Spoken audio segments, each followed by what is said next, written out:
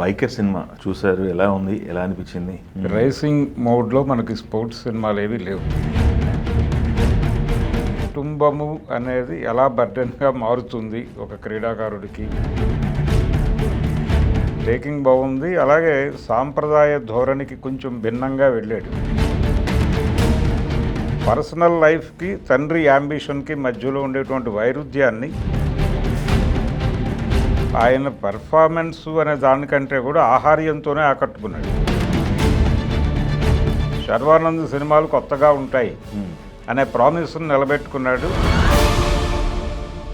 భరద్వాజ గారు, biker cinema Sharwanand థియేటర్లోకి వచ్చింది, చూశారు, ఎలా ఉంది, ఎలా అనిపించింది?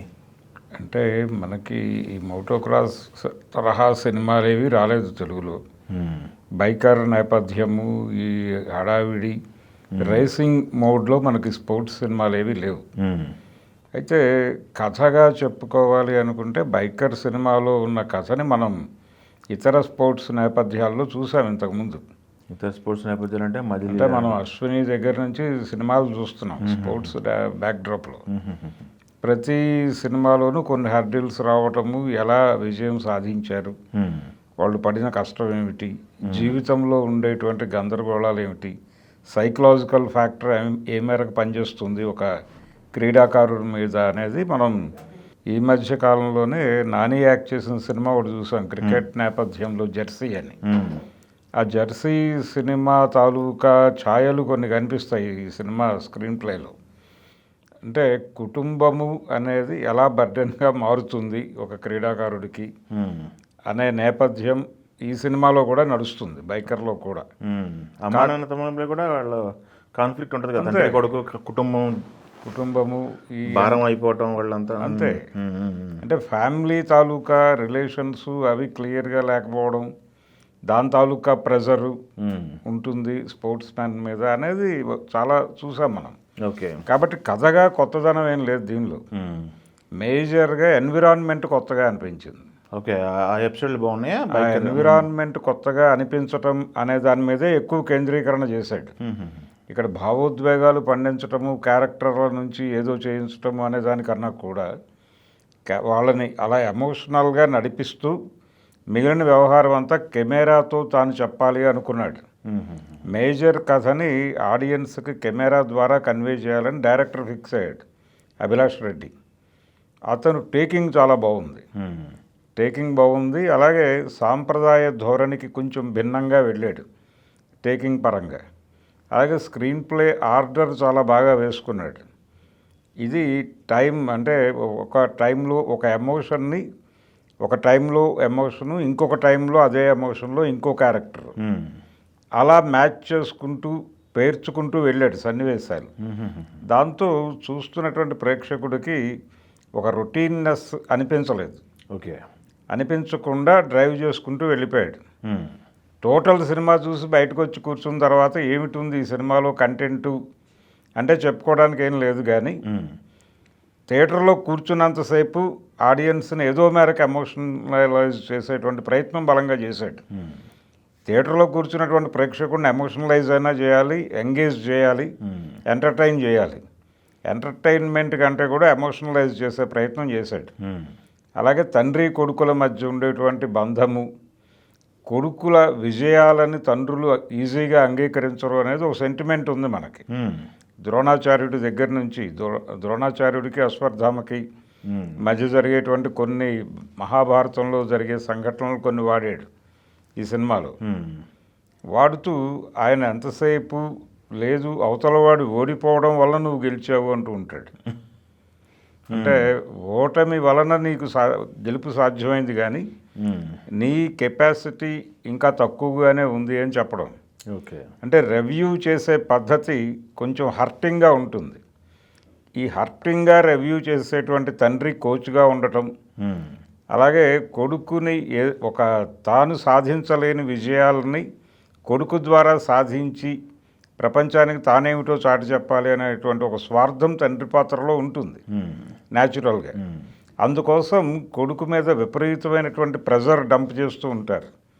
ఈ ప్రెజర్ డంప్ అయిపోతున్న టైంలో వాళ్ళ పర్సనల్ లైఫ్ ఒకటి ఉంటుంది కొడుకులకి. ఆ పర్సనల్ లైఫ్కి తండ్రి యాంబిషన్కి మధ్యలో ఉండేటువంటి వైరుధ్యాన్ని దాని మీద కథ నడపాలనుకున్నాడు. అది ప్రాపర్గా నడిపాడు. ఆ విషయంలో పెద్దగా డీవియేషన్ అవ్వలేదు డైరెక్టర్. తను ఏం చెప్పదలుచుకున్నాడో కథలో దాన్ని ఎమోషనల్గానే చెప్పాడు. ఆయన ఎమోషనల్గా ఆ కంటెంట్ చెప్పడానికి ఉపయోగపడినటువంటి ఆర్టిస్టులు అందరూ అంటే రాజశేఖర్ కొంత గ్యాప్ తర్వాత మళ్ళీ ఈ సినిమాలో కనిపించాడు. కనిపించాడు, కొంచెం తనకి నటించడానికి స్కోప్ దొరికింది. అయితే ఆయన నటన కంటే కూడా ఆయన్ని అలా ప్రొజెక్ట్ చేయటం ద్వారా ఆయన నటనని కెమెరా ద్వారా నడిపేశాడు ఈయన డైరెక్టర్. అలాగే శర్వానంద్ ఆ క్యారెక్టర్కి కావలసిన పద్ధతిలో తన్ని తాను మౌల్డ్ చేసుకున్నాడు. తగ్గటము, అలాగే యంగ్ ఏజ్లో కనిపించేటువంటి షార్ట్స్లో ఆ పాత్రకి తగ్గట్టుగా తనని తాను మలుచుకున్నటువంటి తీరు, అలాగే తను తండ్రిగా మారిన తర్వాత మళ్ళీ ఫిజిక్లో వచ్చేటువంటి తేడాలు, ఇవన్నీ అలా అంటే ఒకే క్యారెక్టర్లో 2-3 వేరియేషన్స్లో కథ నడుస్తుంది. ఈ 2-3 వేరియేషన్స్కి బాడీని కూడా ఆ ఏజ్కి తగ్గట్టుగా ఏ ఏజ్లో ఆ సీన్ నడుస్తోందో, ఏ టైంలో నడుస్తోందో ఆ టైంకి తగ్గ పద్ధతిలో తన బాడీని షిఫ్ట్ చేసుకోవటం అనేది మామూలు విషయం కాదు. దాని మీద కొంచెం ఎక్కువ కసరత్తే చేశాడు నటుడిగా. దాంతో ఆయన పెర్ఫార్మెన్స్ అనే దానికంటే కూడా ఆహార్యంతోనే ఆకట్టుకున్నాడు. అలాగే యాక్షన్ ఎపిసోడ్ ఉంది సినిమాలో. యాక్షన్ ఎపిసోడ్ కూడా చాలా అద్భుతంగా చేశాడు, చాలా ఎనర్జెటిక్గా కనిపించాడు. కొత్త శర్వానందం చూసాం ఈ సినిమాలో. అలాగే తను ఆ కథని డైరెక్టర్ని విపరీతంగా నమ్మాడు. ఆ నమ్మకం ప్రతి సన్నివేశంలోనూ కనిపించింది. రాజశేఖర్ కూడా డైరెక్టరు చెప్పినటువంటి పద్ధతిని అద్భుతంగా అడాప్ట్ చేసుకున్నాడు. అడాప్ట్ చేసుకున్న పద్ధతి ఆయన క్యారెక్టర్ త్రూఅవుట్ కనిపించింది. అందుకని సినిమా ఎంగేజింగ్గా ఉంది, ఎమోషనల్గా ఉంది, జనాలు క్యారీ అయిపోయారు. కొత్త ఏరియాలో జరిగింది కథ. అతుల్ కుల్కర్ని లాంటి ఆర్టిస్టులు ఉన్నారు ఈ సినిమాలో. వాళ్ళ వైపు నుంచి కూడా అంటే జనరల్గా స్పోర్ట్స్ బ్యాక్డ్రాప్లో జరిగే కథలో ఒక ఏరియాలో మొదలైనటువంటి కథలో ఓడించాలి, ఈ గెలుపు ఓటమి మధ్య ఇద్దరి మధ్య ఒక పోటీ నడుస్తూ ఉంటుంది. అయితే దీనిలో ఒక ట్విస్ట్ ఏంటంటే ఎవరైతే మొదటి నుంచి ఇతని పట్ల వ్యతిరేకతతో నడుస్తూ ఉంటుందో క్యారెక్టర్ని, ఆ క్యారెక్టర్ని సెకండ్ హాఫ్కి వచ్చేసరికి కీలకంగా మార్చి డ్రైవ్ చేసుకుంటూ వెళ్ళిన పద్ధతి సెకండ్ హాఫ్కి ఒక కొత్తదనాన్ని తీసుకొచ్చింది. ఇతనితో పోటీ పడేటువంటి ఒక వేరే ఇంకొక బైకర్ అతను ఆ క్యారెక్టర్ని మౌల్డ్ చేసినటువంటి పద్ధతి, క్లైమాక్స్లో ఆ క్యారెక్టర్ని నడిపిన పద్ధతి, అది ఒక ఫ్రెష్ లుక్ తీసుకొచ్చింది. అది సినిమాని నిలబెట్టింది ఒక రకంగా. ఇది టోటల్గా బైకర్ పరిస్థితి. అంటే చాలామంది కథ మీద ఏదో మాట్లాడుతున్నారు కానీ సినిమా అనేది బేసిక్గా మేకింగ్తో ఆకట్టుకునే సినిమాలు కొన్ని ఉంటాయి. ఆ మేకింగ్తో ఆకట్టుకున్నటువంటి కొత్త ఏరియాలో జనాలను కూర్చోబెట్టాలి అనుకున్నాడు, అది సాధించాడు. ఆ మేకింగ్ సైడు డైరెక్టర్ ఊహలకి నిర్మాతల వైపు నుంచి ఒక అద్భుతమైన సపోర్ట్ దొరకాలి. అది యువే క్రియేషన్స్ నుంచి దొరికింది. దొరకటంతో యువీ క్రియేషన్స్కి అలాగే శర్వానంద్కి కూడా ఒక మంచి ట్రాక్ రికార్డు ఉంది. అది ఈ సినిమాతో కూడా వర్కౌట్ చేశారు. ఈ సినిమాతో కూడా వర్కౌట్ అయింది. ఇది డెఫినెట్గా నెమ్మదిగా అంటే సినిమాకి బజ్ లేదు అనేటువంటి ఒక అభిప్రాయం ఉంది కానీ నెమ్మదిగా ఇది క్రియేట్ చేసుకుంటూ వెళుతోంది. పాజిటివ్ ఒపీనియన్ బిల్డ్ చేసుకుంటూ వెళ్తోంది. రీసెంట్గా సంక్రాంతికి ఒక కూల్ హిట్ ఇచ్చున్నాడు శర్వానంద్. ఇప్పుడు ఈ సినిమాతో తను నటుడిగా సక్సెస్ అయ్యాడు.